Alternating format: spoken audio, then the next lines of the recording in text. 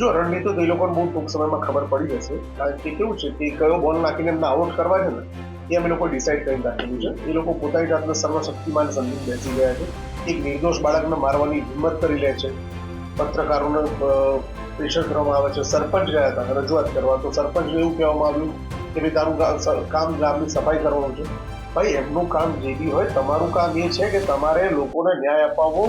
તમારો કર્મચારી ભૂલ કરે તો તમારે કર્મચારીની યોગ્ય તપાસ કરવી જોઈએ. એ બાબતે તમે શું તપાસ કરવી? તમે છાવરી રહ્યા છો, પાછી રિપોસ્ટ કરી નાખી બેનને.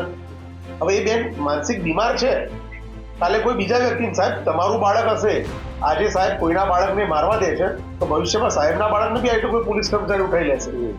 એટલે એ જે પગલાં લેવાના છે એ નેક્સ્ટ વીકમાં બધાને ખબર પડી છે શું પગલાં લેવામાં આવશે.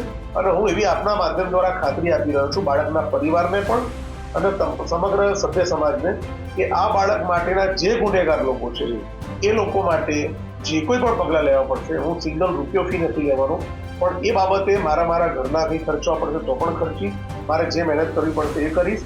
અને એના માટે હું મારા એડવોકસીના જ્ઞાનની તમામ હદો વટાવી અને જે હદ સુધી જવું પડશે જઈશ. પણ આ બાળકનો ન્યાય મળશે એના માટેનો મારા છેલ્લા શ્વાસ સુધીનો પ્રયત્ન રહેશે.